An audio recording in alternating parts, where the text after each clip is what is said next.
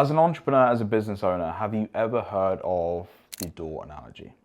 Now, what I'm going to do is I'm going to break this down and actually explain everything. And I think this video is going to be very relatable to a lot of you that are actually watching this. But before I break this down and actually explain what the heck this even is, what I want to do is just rewind a little bit and talk through my story and my background, because you might be thinking, like, who the hell is this guy? Why should I listen to him? Like, what is he even talking about?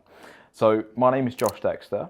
I started my career as a personal trainer, so on the gym floor. I did that for many years.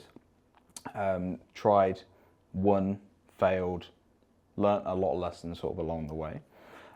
Worked my way up in the corporate background as well within the fitness industry with many different job roles, and I've pretty much had every job role in the fitness industry there is, from spin instructor to in sales, in marketing, to a general manager, to opening gyms, opening personal training studios. And I was working at that and trying to work my way through my career and elevating myself through my career for many years.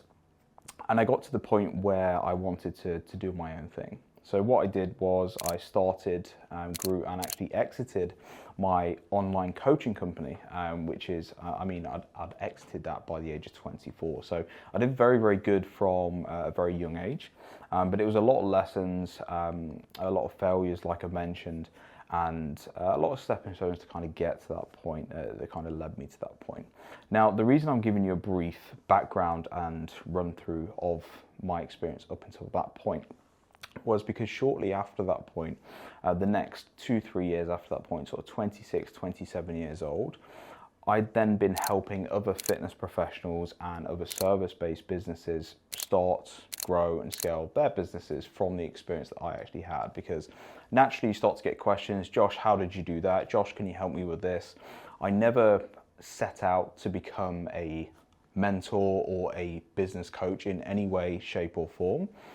It's just been from the experience and the questions and that audience being created for me from the pathway that I'd kind of gone down within my career. So it's a real natural thing, and that kind of leads us to today, where I run and own the company Momentum, which is a business coaching service for service-based businesses, and I co-own a company called Impact of Influence with my business partner Anton, where we help people of influence create a big impact in the world rather than selling their soul, for example. So that kind of leads us to this point here. But going back to what the door analogy is, during the period of me exiting my online coaching company and beginning to business coach people on a regular basis, I had a huge opportunity window that really opened up that I couldn't speak to anybody about. It was a new thing, so you couldn't speak to parents, you couldn't speak to grandparents, you couldn't really speak to a lot of mentors. Because off the back of, we'll call it the vid, I'd earned a lot of money by this point at a very young age, and you're kind of brought up, especially in England where I grew up, where you have one door that's completely open. So you go to school, you go to university, you get a job, you get married, you have kids, you have a dog, you get a mortgage, and that's kind of the door that is open for you, and that's what your parents, that's what your peers, that's what your mentors all kind of guide you to. That's what your environment guides you to do, especially in England.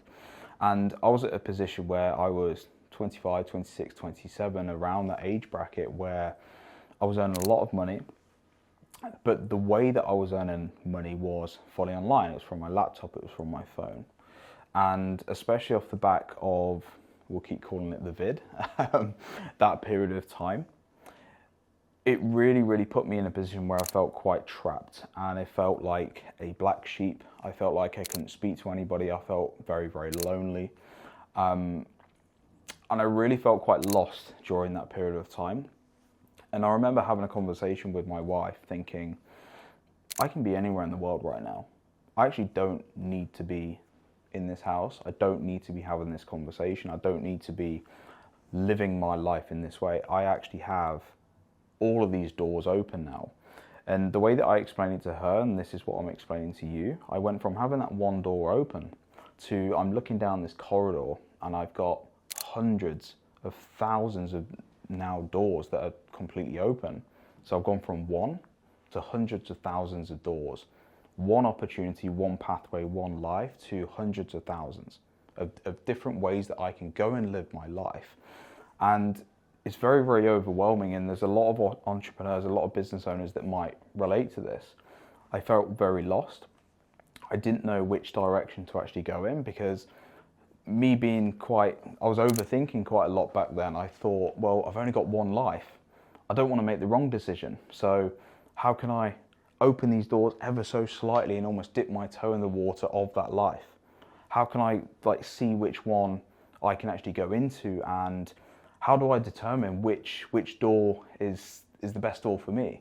How can I make sure that I don't walk in the wrong door? Because I've got all of these options now, and it's very, very overwhelming. And for quite a long time, I was quite lost, quite overwhelmed. And within that, I lost myself. And I think this is quite relatable to quite a lot of people watching this, especially during this period of time. And you feel quite lonely in that period of time, because as I've mentioned, you don't really have your parents to speak to, because they've not experienced this generation. You don't really have any mentors. There's a few, yes, but there's no one around to kind of teach you that, because again, this is a first time generational problem that is actually there. It's very, very new. It's the first time ever where people can make money online a lot easier than they could do back in the day.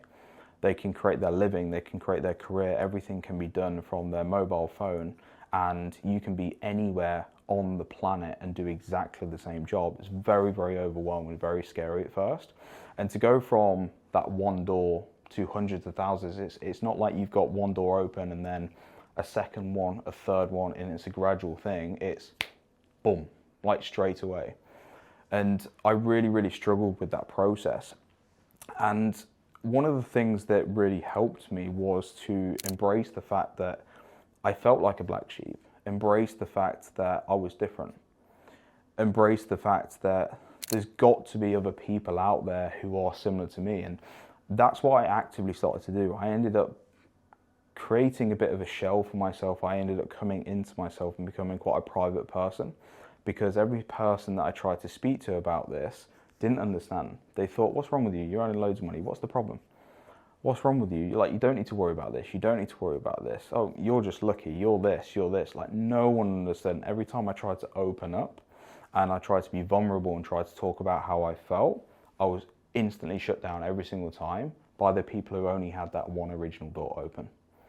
And I became a bit of a shell of myself. I became quite private.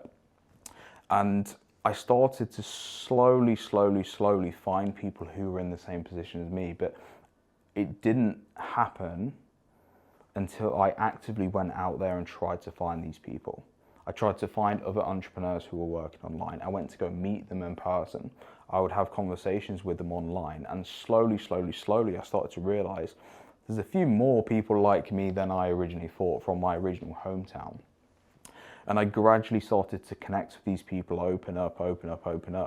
And over time, I started to find people that had been through that and broke through that feeling of being lost and having no direction. I started to find these people, and it was only over time that I started to then realign with my original values, because you do get sucked into earning a lot of money and spending a lot of money. You do get sucked into losing the reason why you started doing what you were doing in the first place. You lose yourself completely, and it's very, very hard to then re-find yourself. And it's only, I would say, the last year, and this is the reason I'm talking about this, is very relevant. It's only the last year where I've started the company Momentum from the ground up. And one of the first things that I did with the company was, it wasn't about the money. It wasn't about where I wanted to go. It wasn't about the life that I wanted to personally live. I went right back to what I did at the very, very start of my career when I started in the fitness industry. Why am I doing this? Why am I starting this business? And I wrote down the impact that I actually wanted to have. I wrote down my values, I wrote down my mission and my purpose.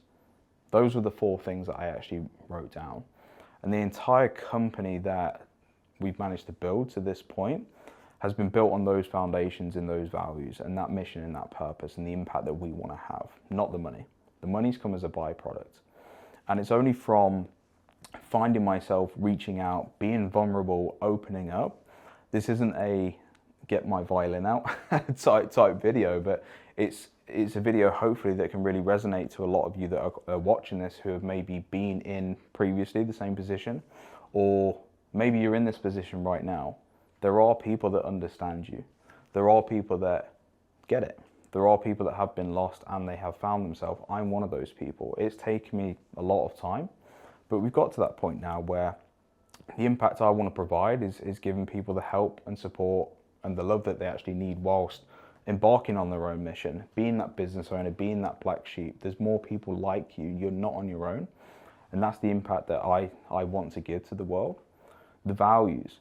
Okay, let's build businesses in the right way. Remove the money. Remove the Instagrammable life, the highlight reels, the cars, the watches, all of that bullshit. It's not about that. It's the life that you want to live and the impact you want to have. And it's answering that question, can you put your head on the pillow at night and sleep like a baby, know that you've done everything that you can to try and be the best human being that you can? Are you a good person? Relate back to those original core values, and these are the things that you start to do, this inner, deeper work on yourself that really help you find yourself again. It removes that feeling of being lost, and these are the things that I did, and these are the things that allow me to create that focus again, create that direction, and create the purpose that I wanted to live by, and become the happiest version of me. And I can sit here now with the businesses that I've got, the two businesses, Momentum and Impact of Influence, in what we do, the people I've got around me, the videographer that I've got behind the camera, my wife, my friends, my business partners, my clients. We've created this incredible circle.